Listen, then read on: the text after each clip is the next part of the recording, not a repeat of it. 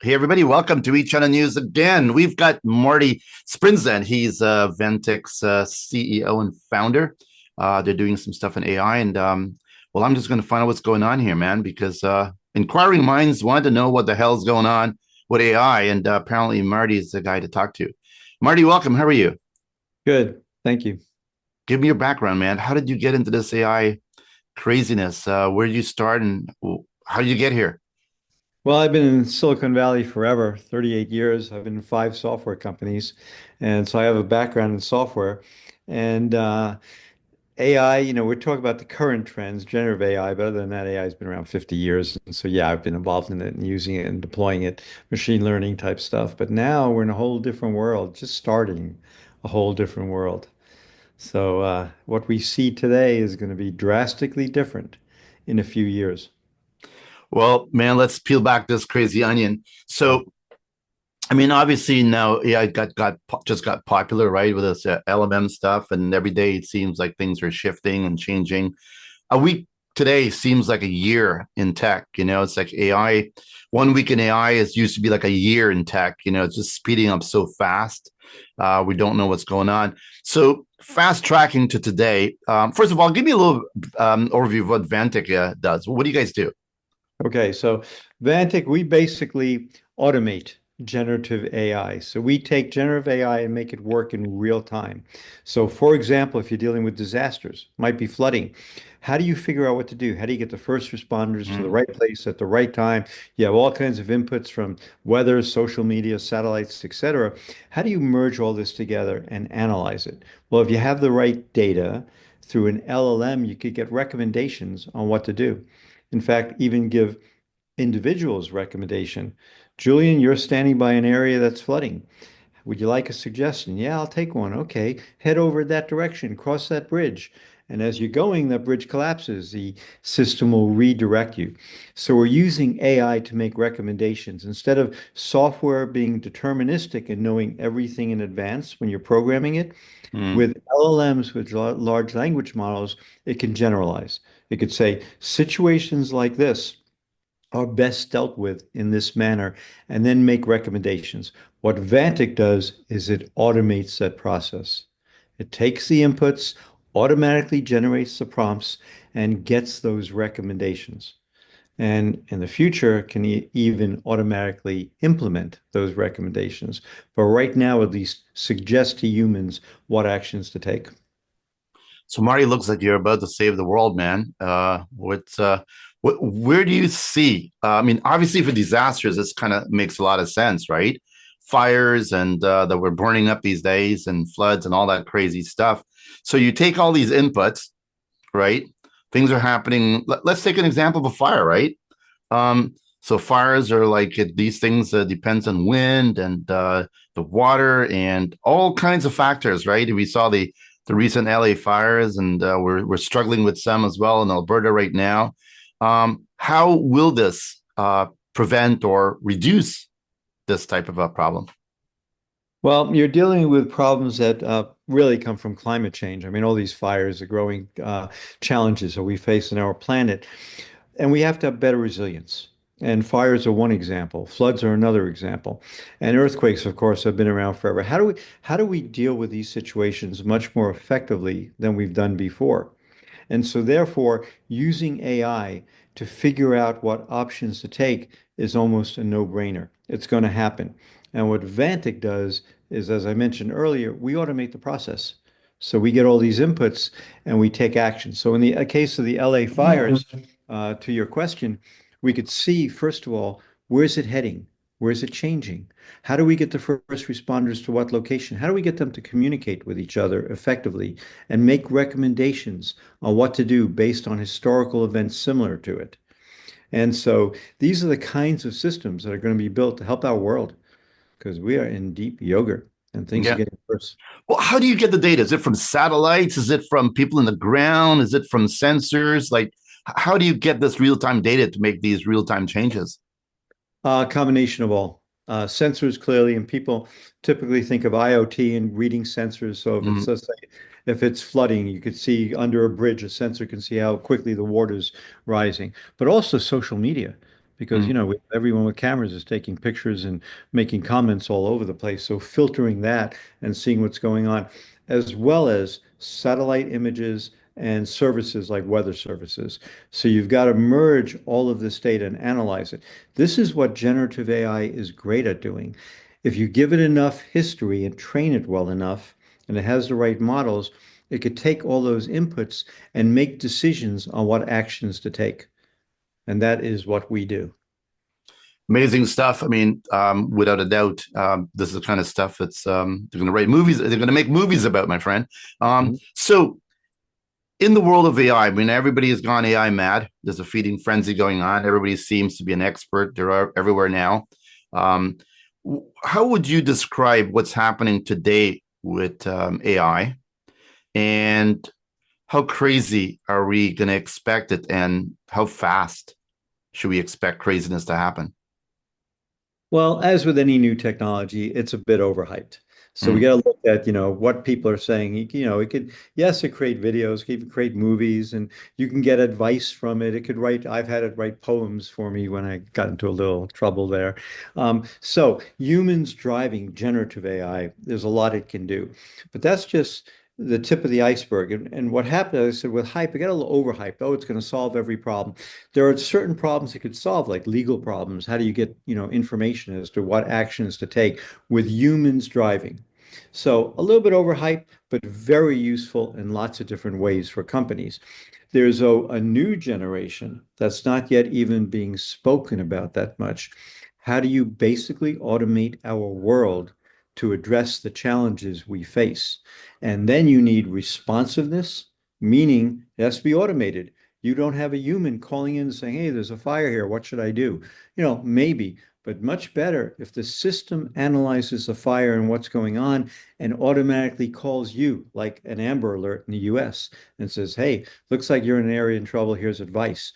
This is a direction that is monstrous. We're about to automate our world, and it's going to be bigger than the internet ever was.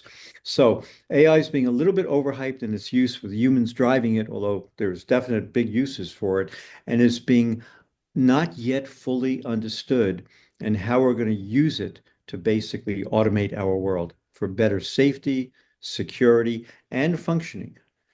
So, So I mean, it's like we're entering this phase of reasoning, right? Where the AI kind of looks at all these inputs and reasons and does reasoning better than humans. Apparently, there's the IQ is even more than a mhm. human already, and these types of things. But don't you see that maybe we're giving up the power, the decision power, to the machines, or is it just that they're going to make better decisions anyway? So let them have the keys.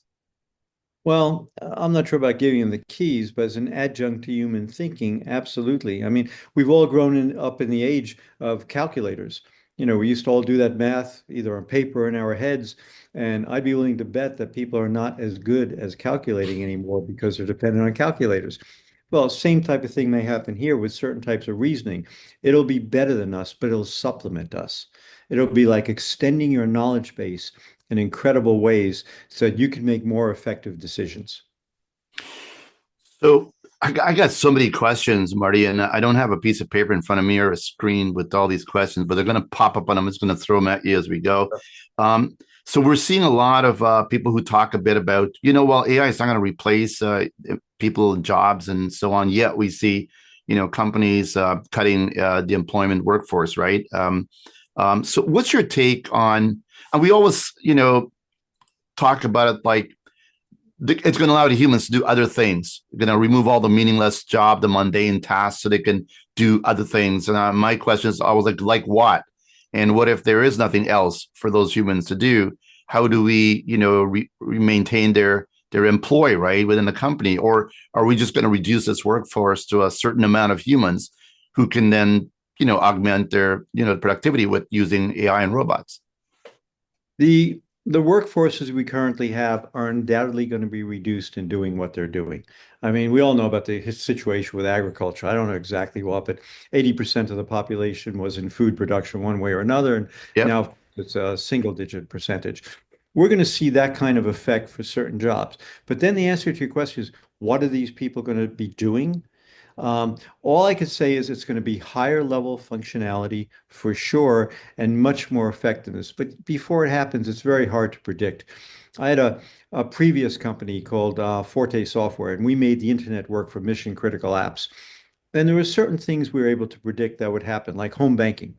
And we built the first home banking system because that was a pretty straightforward one, although a lot of people didn't even believe that would happen. But the use of social, that was not foreseen at the beginning of the internet. The use of e-commerce, more common, so or more commonly seen. So it's hard right now to say exactly what humans are going to do. More in services, but what actions, we'll see. But we have a lot of creativity on this planet, and we're going to figure out they're not going to be sitting idly by and drinking margaritas on the beach.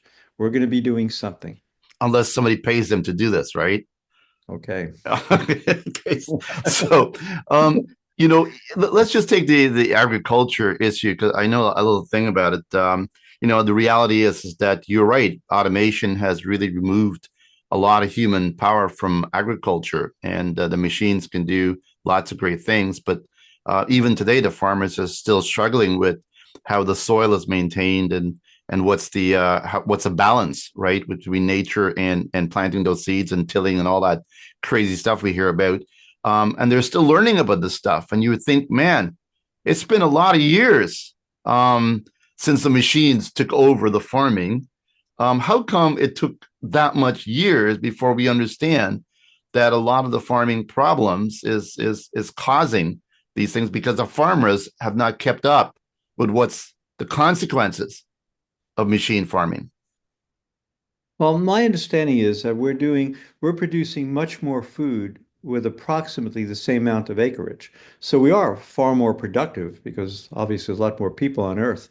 Um, by the way, with AI, we could become far more productive, and there we could have step functions where machines like whether produced by John Deere or Caterpillar can go out there and really make decisions. They could analyze the soil in real time and Mm. figure out what should be done and maybe even change what should be grown where.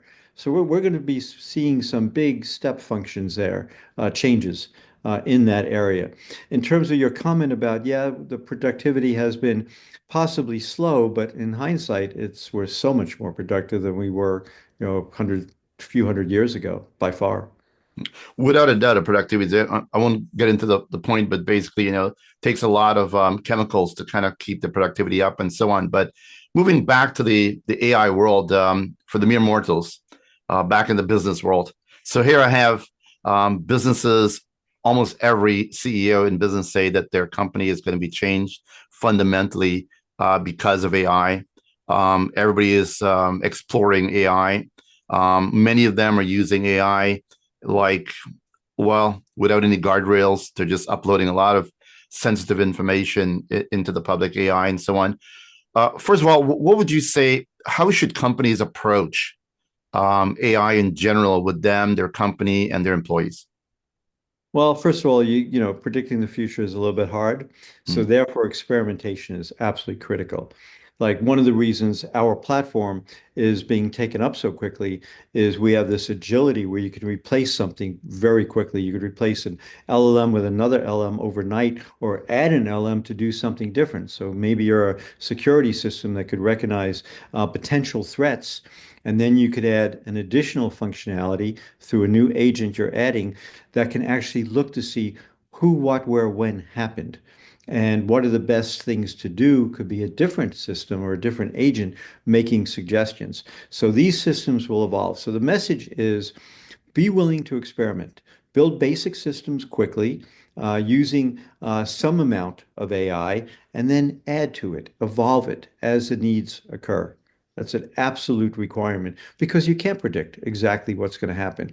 The changes, like I mentioned earlier in the internet, were not, some of them were, but the majority of them were not predictable at the point that the internet came into existence. Same thing's true today.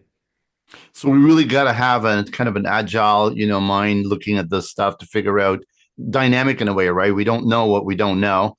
What's coming around the corner could be something that's going to hurt us or help us, but it's going to be something coming around. And the challenge, of course, from what I hear, from what I've learned, is that AI has no delete key. So once you push it out there, it's just not coming back. You can't just grab it back, right? So companies are challenged because their employees are sharing a lot of information and data, right? And they're using this in their jobs and productivity. They're not even telling their employers, right, what they're doing, and that's opening a lot of cybersecurity risks and so on. How do you? Is it just a policy? Do we tell people just say no? Like, how does that work? Well, it's not just policy, it's also architecture. So you want to keep a lot of the data local and not transfer it over the internet. And so therefore, edge computing is going to pop up like crazy. We're going to do at least the inferencing part of these models wherever it's needed. Could be out in a factory, could be on your smartphone, but that's going to move out because of that fact that you don't want the data getting out everywhere. You know, manufacturing has done that forever. Manufacturing plants are a little paranoid. They don't send that data out freely. They Mm. keep it within the plant. And the same thing is going to happen here. So that's one thing. The other comment I want to add to the agility comment we spoke about is agility is not just required because there's a new modern LLM, but different types of AI. For example, what about other senses we have? A baby can walk and see a glass fall off of a table, and it knows to get out of the way. And yet our AI systems don't deal with that. Or acoustics, we might be able to recognize a voice, but there's a lot more you can do. Hey, that's a bomb that went off, and there's a threat. And by combining all of these inputs, you have much better situational awareness. AI is going to move in that directions. So you need to have the agility, as we spoke about your last question, to be able to add different types of capabilities. And this is going to be critical. Spatial intelligence is a big one. And Mm. it's not just acoustics, it's all kinds of information from the environment that our five senses allow. And we're going to be creating AI systems that take that in as well. Yeah, even manufacturing, I've seen systems actually listening in to the machinery and can actually tell when the machinery is kind of off, and so Mhm. to repair and maintain and so on. And that's been around now for a long time, and it's just getting better and better. Where they can keep these factories up and running just by monitoring what's going on in real time. Um, Robotics and all that stuff. How does robotics you know fit into this game now? Because now we can actually we're seeing all these robots doing crazy stuff, and now baking intelligence into that. How is that going to impact the AI game for companies? Well, AI is going to be used by robots for sure. I mean, there's no question about it. And to the extent you want to make the robots aware of their environment, different types of AI. So you gave a great example about how the shop floor attendants can actually hear when machines go off. I've read this, that they could hear the difference in frequencies and sounds. Why not have AI do that? Anyway, these types of intelligence, robots are going to be able to use that in a multimodal way. And so that's, evolution that's not there yet. It's going to be major. However, I will say that conceptually we understand it. It's going to take quite a bit of time to really implement that and to have a real effect. So jumping to AI agents for a bit, we hear people talk about the SaaS world is going to go away because hey, you can have this AI create any software you want. How does that fit in with your AI agent, your digital twin, your thing that's going to help you do things that you want to be done by just simply saying, look, I need a software that does this, this, and this, and your AI agent goes out, does it, brings it back, and says, let's roll, and will actually execute for you as well. Like so make my doctor's appointments, make my this, do my those types of things. How is AI agents fitting into the whole picture? AI agents are a clear part of our future. There's no question about it. They're going to do very specific things, such as make reservations, analyze this particular thing for me, and do this and do that. There is a challenge that people aren't really thinking about yet with all of these agents. I've heard some people say, oh, you're going to have 1,000 agents working for you.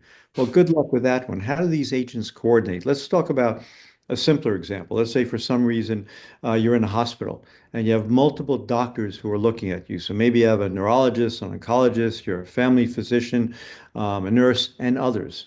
Well, each one can potentially be represented by an agent. So you could have an oncologist agent who basically takes inputs and makes decisions. But the reality is, if you look at what's happening as they meet, they're talking to each other. They're communicating. This presents a much bigger challenge. How do these agents work together? So we think of the simplest examples. Yes, make me reservations at a hotel and a plane to, Atlanta tomorrow. An agent can do that pretty straightforward. But manage my time and deal with different people and other agents, much more complex situation. So let's be a little cautious there. These systems are highly complex, and agents need to communicate among themselves asynchronously. So in the example I gave of these doctors, the oncologist might say something that tips off the neurologist who says, with that kind of problem, here can be the result, and they're going to work together. We're not thinking through this challenge at this point in time. This is the next challenge, getting these agents to work together asynchronously, to interrupt each other and to use each other's data and then come to conclusions. Right now, it's kind of Mm, a hierarchical approach, which interesting. AI agents talking to AI agents by the thousands, and what happens when they all start to hallucinate, or one AI agent decides to inject some crazy stuff? How does AI agents, I guess, determine fact from fiction? And if one AI agent decides I'm going to corrupt the messaging and the content, um, how does it work? Is there guardrails to prevent AI agents from making stuff up? the hallucination problem is a real one, as you mentioned. There are certain ways around it. So, as one example, we have a patent by getting multiple agents or LLMs to agree on a result before an action is taken. Hmm. So, let's say, for example, you're in a war theater and there's a missile coming your way that you don't have time to have the commander look at. Well, maybe you have multiple LLMs, local, look at that situation and analyze it. And if all three say send off a kamikaze drone, it's very low risk, there's no school underneath it, only then do you do it. So it's a voting algorithm. So we have a patent pending for that type of thing. The other thing is you need more specific information. So these so-called RAG databases, retrieval augmented generation.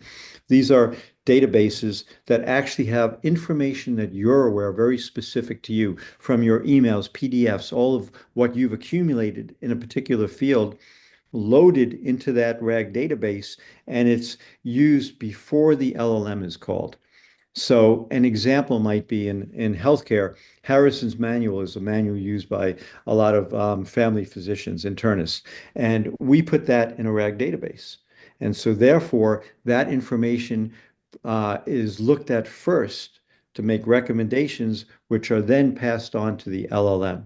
And so you get a better outcome. But you could also put other information. If you're in a hospital, what types of results have we seen from various types of treatments before? And put that in that database as well. And so Yeah, those are two mechanisms. There are other ways too to reduce the hallucinations and improve the trustworthiness. And it has to occur, to your point. it's quite fascinating. It just seems sometimes, Marty, that the challenge is so monumental, right? It's almost like, how do we do it as a human species to, get our hands around this problem and go through all these problems? It just seems like it's an infinite number of problems. I was just recently chatting with an organization that's created a drug, I guess, a conflict type of resolution solution, whereby you go to your pharmacist, here's my drugs, and they could tell you for the basic interactions, et cetera, don't take this with that, so on. But it's a lot more complicated than that. It's about the quantity of drugs, kind of foods you're eating, your disease mix, I guess, and now there are tools coming out with AI that actually will give you a better overview of what drugs you should or shouldn't take, and what the reactions would or wouldn't be, to a much larger degree. And what I've actually seen is like, is that really real? And then now they've got the data to show that, well, once this starts to be used, we have X number of thousands of, drug reactions reduced. We have this many drug related deaths reduced. And so AI is actually having a real impact on human just from the mixing of meds and things like this. How is things like that factoring in the medical world, if you will? And I know we can go down a rabbit hole here with so many different ways you can leverage in medicine, but how do you see this impacting this particular industry, The whole medicine? world of medicine is going to change Yeah. dramatically. The example you gave, why not include the person's DNA? Because certain types of DNAs tend to have these types of reactions. It's happening and it's going to happen and it's major. I mean, the healthcare world is going to change dramatically. How about all these vital sign sensors we have in our wrist or our rings? How about analyzing all of that data in real time, seeing when people get in trouble before things get really bad, and then recommending actions, taking actions, telling them, hey, you're overheating, go over there, there's shelter, Mm. or drink something, or at least slow down, et cetera, et cetera. So it's not just drugs, it's monitoring people in general. We're going to see a transformation that is incredible, and that one is going to happen reasonably quickly, even though typically healthcare moves slowly. Because once it's offered in one country or one locality, others will pick it up relatively quickly. It saves lives, makes your life better. Yeah. I can imagine the exoskeleton thing going around your body and making it exercising for you, whether you want to exercise or not. So let's get out of there and run. I'm not. I know I'm I'm not sure my that builds up your muscles, but it sure is convenient. I know my imagination is getting away from me here, but so I mean, we talked about different ways that AI is being used, and of course, you can go down the rabbit hole even further with military and what they're already doing with AI and so on. Where do you see it going? Like, should we be afraid of it? We're gonna have it no matter what, so we have to embrace it, right? But is it like an 80% embrace, 20% fear, 50% embrace, 50% fear? What should we be worried about with AI? Well, the hallucination issue that you brought up earlier is certainly one. I'm not so worried about it taking control. That's what people talk about. Oh, it's going to have potentially AGI, which I don't actually even believe in. Certainly not in our lifetimes, because the human brain and our bodies are so much more complex than we realize. But it absolutely can make decisions that are sometimes wrong. And so what you hope for, it's like autonomous driving. 80, 90% of its decisions are correct. Once in a while, it's going to make a bad decision and cause damage.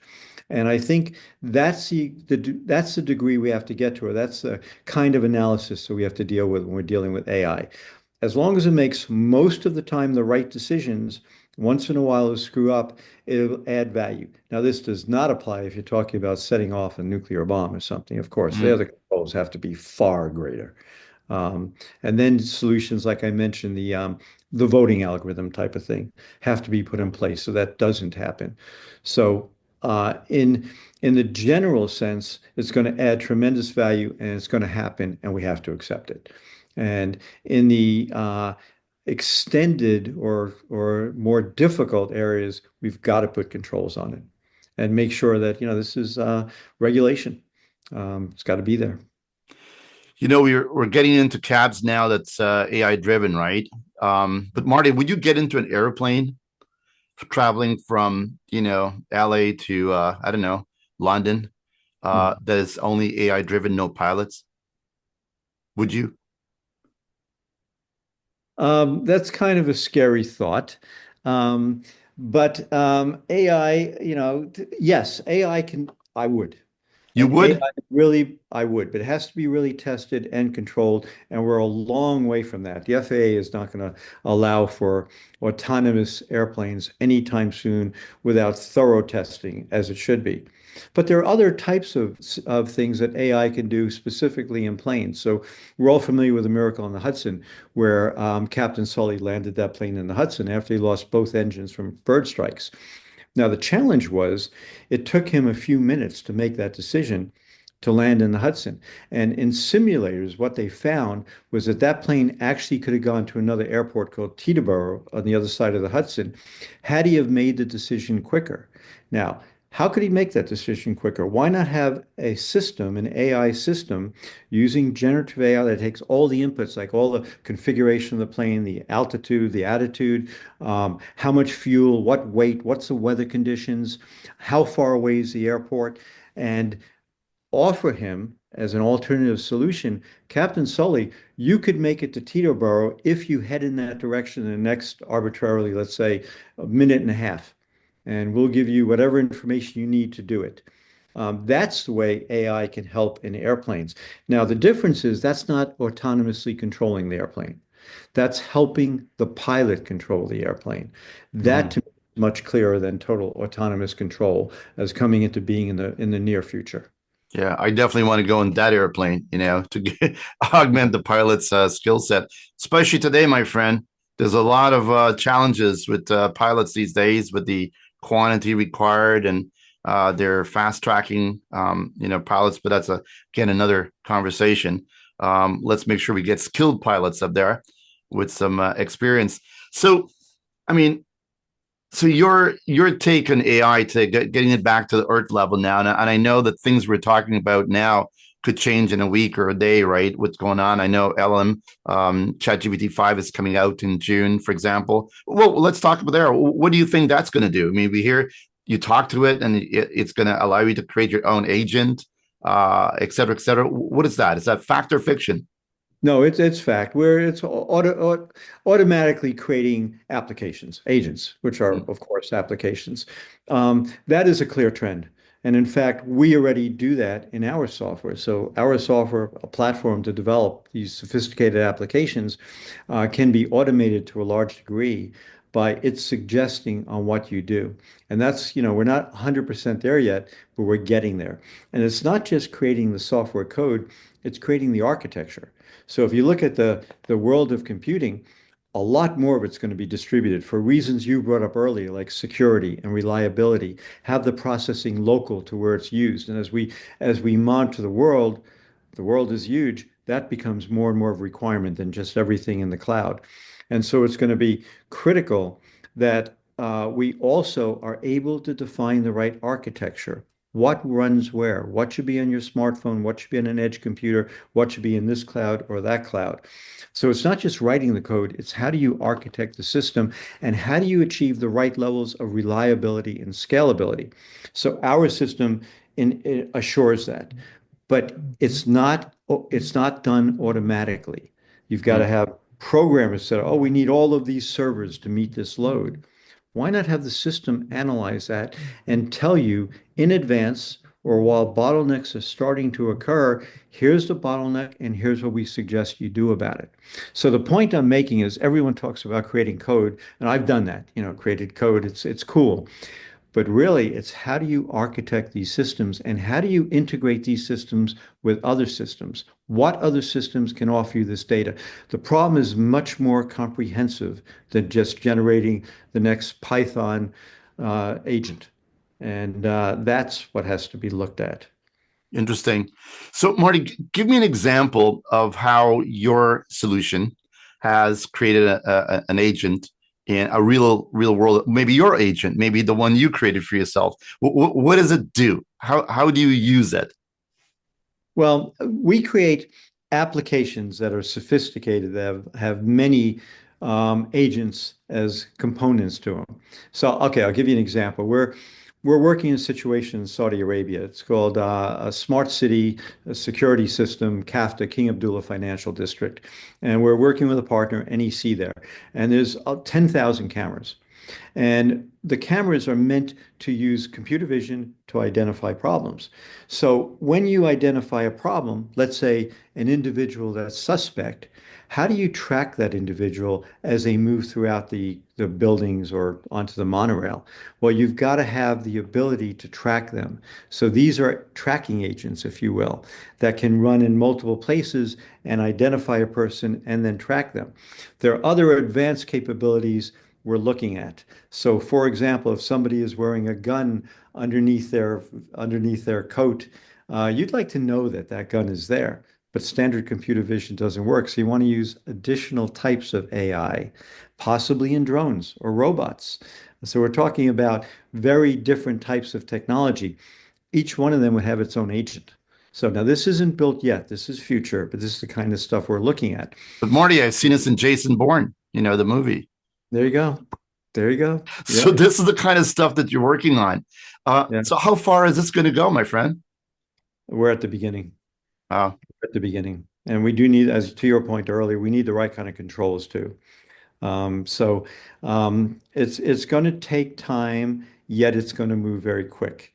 And what I mean by that, it's going to move very quick, and that you get this capability, that capability, and it's going to be stuff you can add in days. But the overall impact of AI, especially when you talk about bimodal, different types of inputs, that's going to be over many years. So it's both accelerating exceedingly quickly, but the long-term benefits are still years out. right on.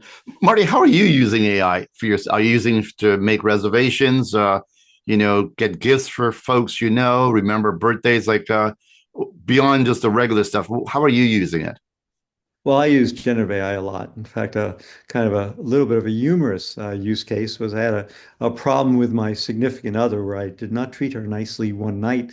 So I dictated kind of a apology message, and then I gave it to ChatGPT, and I said, write this in the form of Robert Frost, and it came out with a beautiful poem that I sent to her, and but I can't take credit for it. Did it I work? Did it work, it Marty? did work. It did work because after she laughed first, she said, "Okay, who really wrote this thing?" Um, but I do it. My productivity has gone up incredibly because I do it with all emails, basically, or Yeah. any letter that I have to write of any length. And what I'll do is I'll dictate it first, very quickly, in like a minute or two, because all you got to do is get the concepts and then pass it down Perplexity or ChatGPT and give it some directions, saying make this firmer, etc., make it longer, and then it comes back with something pretty useful. You have to reread it because it can hallucinate sometimes, make suggestions you don't like. So productivity benefits incredible. Also for research. Mm, Want to yeah. know about the Monroe Doctrine recently, and you look it up, it gives you all that data. For book summaries, another incredible usage of it. Um, so, it's going to change industries. I mean, Changing people's lives. I mean, you're totally right. We're seeing it every day, and I'm just waiting for myself to be replaced by a deep fake, yeah. so it could just ask all these questions. But let me wrap it up with deep fake. I mean, there's a lot of crazy stuff happening with deep fakes these days, and funny enough, there's the bad actors are using it. It seems like more than the normal people. These technologies like deepfake, I mean, we know cybersecurity is being leveraged a lot now by AI. They're writing better. The phishing things are getting much more sophisticated. But deepfakes and all that stuff with the voice and the da da da is starting to like give them more superpowers. Um, First, is there any good uses of deepfake beyond the bad actors leveraging this technology to attack humans? Well, first of all, there are ways to determine whether or not something is real. And you could actually use AI to do that. So that's, the short answer is we can create AI systems that can look at what other AI systems have created and see whether or not it's fake. And I would highly recommend schools do that.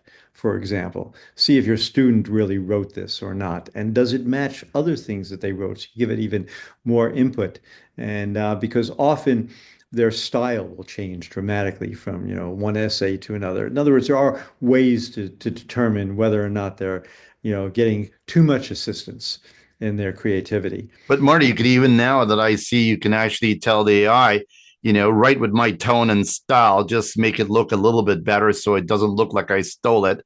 So they're the AI is now helping you to get around those AI stuff. Is that true? Is that happening? I don't know. I think this is an area to be explored, and I certainly don't have all the answers, but I'll say this, we are at high risk of these deep fakes Mm. being sold off as the real thing, and we've got to find solutions to it. I really think that's the line that we need to draw because if we don't meet people physically, right? We as humans only like what we're doing right now. Like, how do you know I'm not a deep fake? And how do I know you're not an AI Marty generated stuff, right? How do we know this, right? At some point, um, we might question it. I mean, are we there yet? Well, with humans, we have a sense about what is an avatar and what isn't. And I Yeah. think still at the point where you can tell. It might take you a little bit, but you could tell. Especially if you can see the person. In conversation, it's more difficult, admittedly. So it's an area that has to be explored. There's no question about it. And figure out, what could be done. So, we use generative AI a lot to create stuff. So we have to look at what is it creating? Is it something really useful? And so we're using AI to analyze what other AI systems have generated. Mm. So that is kind of the solution here to some degree. And it's I know it's a weird phenomenon. It's recursive, but we've got to do it and create the systems that could see what's going on. To me, I just feel it's a great time to be alive, to see this and witness this new era of AI, that is just perplexing, pushing our minds to think further that we've never ever had to think before, and be prepared for anything, everything, including the unexpected. And expecting the unexpected now is sort of like the new norm. Um, I'll leave you with the last word here, my friend. I would love to continue the conversation, and we will at some point as things happen. Please reach out. But what do you want the community to know about Vantiq, how you are working with AI, and how you can help them solve and fix this problem or this challenge? Well, first of all, the world is getting to be a little more dangerous with Mm. time physically. So we got to be able to deal with the environmental disasters. Climate change is real. It's happening. There are more hurricanes and more problems than we've ever seen before. So we have to build a resiliency into our systems and address it. Situations like the LA fire are going to get worse. And so what Vantic is about is enabling these systems to be built super rapidly that take all of the inputs, make recommendations, or actually take actions, as I mentioned earlier, guiding people out of trouble. And so I see the positive side of this, very positive, that we can now use technology because technology itself can be creative. Software used to be deterministic. You used to have to know every problem in advance and program the solution to it.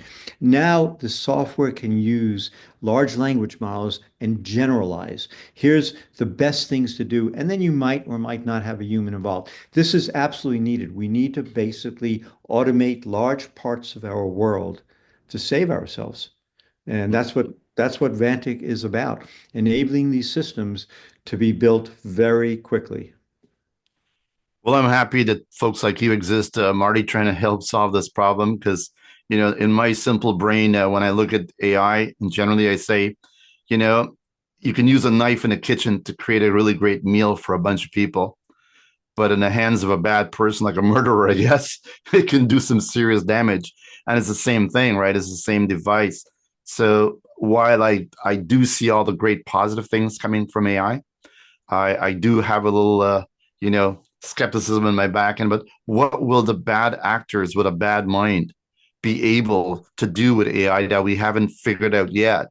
And me being swimming deep in the cybersecurity world, I already see how bad actors are thriving with AI, and the worst part of that is that it's actually making mediocre bad actors Yeah. look better bad actors. So we're having this multiplying factor of criminality because of AI.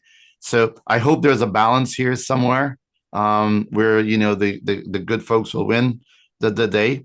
But I hope that people like yourselves stay ahead of this game and keep us all safe in the future, because I think AI is different. It's not just another thing anymore, right? It's the thing.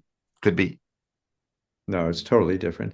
And we have to use it to protect us as well. So, Absolutely.